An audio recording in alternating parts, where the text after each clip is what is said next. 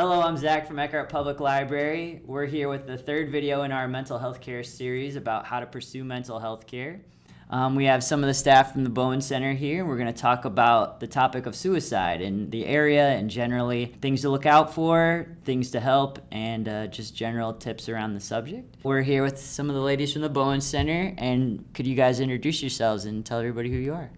Yeah, I'm Bethany Kellogg. I'm the clinical supervisor for the DeKalb office.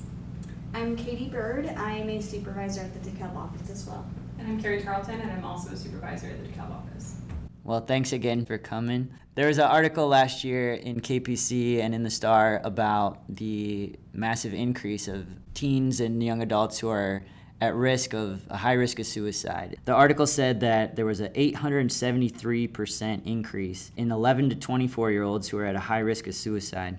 That's comparing 2019 to 2020. Indiana itself has a 22% higher suicide mortality rate than the national average. That was the reason we kind of thought about focusing on this. So I guess maybe we could talk about over the last year generally, the increase. Does that line up with what you guys are seeing? Yes, we are seeing an increase in substance use, which is very related. We're seeing an increase of clients just coming in for therapy and services, which is really good, but it's also showing the huge need that is in the community. It's a scary subject, I'm sure, both for individuals experiencing mental health difficulties and also parents or friends. Are there things they kind of look out for or things to maybe be aware of, whether you're wrestling with stuff or whether you're a loved one of someone in that situation? Yeah, and I think COVID has, brought a lot of isolation and different stressors, and so people may not have the same coping skills that they may have had before, and so just different triggers like a loss in the family, a death, or a big event, as well as substance use, any mental illness can also be a contributing factor. What does it look like to try to help somebody who is at risk of suicide? I'm sure you guys have probably all to different degrees seen things that we never, have encountered just in the general public. How do you begin to help? Yeah, it's hard to know what to say and how to help a person. There's a misconception that if you bring up suicide, it'll put the idea in their head, but this is a myth, that it's way better to talk about it than to just ignore it. And so a new campaign that has started is called Seize the Awkward. You can go to their website and they have conversation starters, they have resources just to try and be able to help people start that conversation if they notice a friend who is down or just acting different. It's seemingly pretty hard to just, walk up to somebody and be like, hey, you seemed a little weird. Are you considering suicide? That would seem like to be a hard, how do you get over that hump of, beginning that conversation? I think that's a very real thing, because it can be, like she said, kind of hard to be that first person to step in, but I think just starting with like a simple check-in, like, hey, how are you doing today? Just being there as a friend or, whatever you are to them and checking in, that could possibly open up that door to, more conversations like, well, actually this is going on, and maybe you're the first person that asked them how they were doing, and maybe that does just open it up right away. So I think for the approaches, there are a lot of different ones. I think you kind of have to know that person a little bit and kind of gauge how to go about that conversation. But it's definitely something that can be nerve-wracking to kind of bring up. It can be difficult to spot in a person sometimes if they're trying to hide it, but some different warning signs are maybe you've seen an increase in drugs or alcohol, maybe they're acting recklessly, maybe they're isolating, they don't go to the same events that they used to go to, maybe sleeping too much or too little, they are irritable, maybe there's some aggression, depressed mood, even giving away possessions, that can be a sign. And then kind of having closure or calling people to say goodbye to them, that can be a kind of indicator. Do you have any advice on how to kind of gauge the severity of some warning signs? And I'm sure that's probably, like you said, going to vary for everybody, but how do you tell somebody's just having a rough time versus I'm very concerned about your well-being or your life. Well, it's always better to be safe than sorry. So if you even have a little bit of an inkling, we use an intervention called CALM, and it's counseling on access to lethal means. So it's just making sure that people are safe in their environment, because the first 10 minutes that someone is having those intense thoughts are really important. Usually the urge can pass if you can just distract yourself, use resources, but in those first 10 minutes it's really important to use the resources and to get help. The same KPC article said that 1968 to 2018 saw a 234% increase in suicide mortality in Indiana, and December of 2020 saw a 92% increase in calls to the National Suicide Prevention Hotline.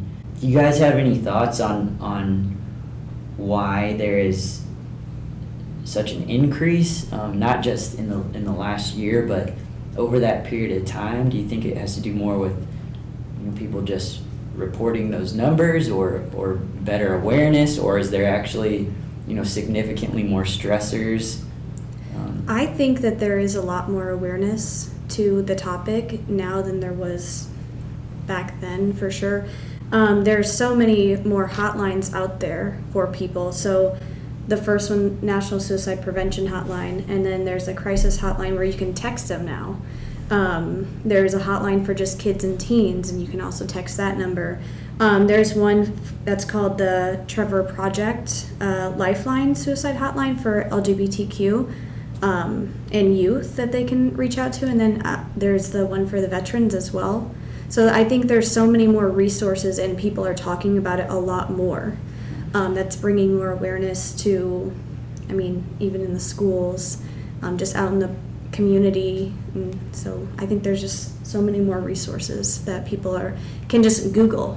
Right. Just go on Google, this is what I'm struggling with, and then there's so many different things that you can click on for help.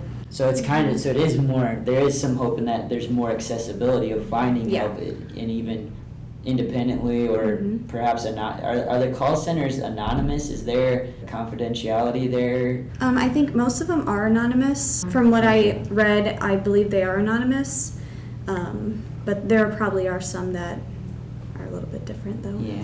But so much so, the increase in resources, that next summer they're actually coming out with a 3-digit number, kind of like 911, just easy access, one central location to just people can easily memorize it and get help for suicidal thoughts and crises. Instead of it's 1-800-467-2859, or I don't know what that number is. Call that number. It's still in the works, but it's exciting that that's going to be coming soon. What about for individuals who are themselves struggling with thoughts of suicide or degrees of mental distress that they're thinking about taking their own life? What do you have? What is your approach to the individual, or what do you have any advice kind of for the individual in that circumstance? I think that what I would say is finding a support, whether it be someone like the Bowen Center helping you to find those supports, or you can find supports at a local church or anything like that. Finding someone that you can go to that you feel comfortable with to talk about whatever's going on. I think that would be a number one. And it's important to remember that the feeling will pass. It's not a forever thing. So if you can just survive the moment and get through it, distract yourself, do what you need to do, and it's not going to be for forever. It'll go away. And so usually there's hope in that. And finding things that bring you joy, like those distractions that Bethany's talking about, finding small things that help you in that moment. So let's say I'm feeling a little off one day, and I know that, just painting brings me joy. In that moment, if you're thinking about that, I'm going to do that to kind of distract my mind. It just depends on the individual person, on what they enjoy doing, and something that could help them.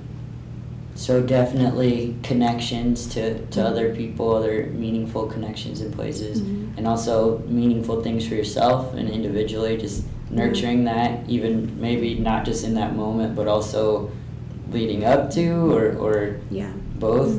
Yeah, tell someone how you feel, reach out to the Bowen Center, other places that also offer support and therapy, because it could be you might need professional help, and there's no shame in seeing a therapist or needing a little extra boost. Because there's a stigma about reaching out if you're feeling suicidal, because people are under this impression that like it's only them and they're the only one that feels suicidal, and normal people don't feel this way, but normal people feel all feelings. It's a mean thing to do to yourself to say that your feelings aren't normal and that other people don't have them. And so the experts who are trained to help you manage those feelings lean on those experts. That's what we all are in this field for. So come find us because we're here to help. That's like, that's the whole purpose. That's the whole point. That's the whole expertise is, yeah, that's why we're here. That's why there's... My whole job is to help you live your life to be the healthiest and the happiest you can be. So let me do my job. Let me help you. Yeah. And reminding you that you matter to everybody, so. The American Foundation for Suicide Prevention, you can go to their website and there's an event or a podcast or a resource that can help you out. Last week there was a Facebook Live event all day, and there were different speakers, different celebrities that help break the stigma, share their struggles, and different resources for parents. So there's a lot out there. There's been some momentum in conversations in the last couple of years around the ItGetsBetter. Are things like that effective? Do those help? Or is that kind of more of like a popular... I think even if movements like that don't necessarily take off the ground very far, the fact that there are pop-up movements means that enough pockets of people are talking about them that maybe they trend online or other people see them, and it goes back to that destigmatizing, okay, other people do feel this way. This is a thing that other people encounter. Maybe I'm not weird. Like maybe this is a normal thing because other people do this. So if anything, it just helps to link. So even if it doesn't like take wing and become this huge movement, it's still important that people see it.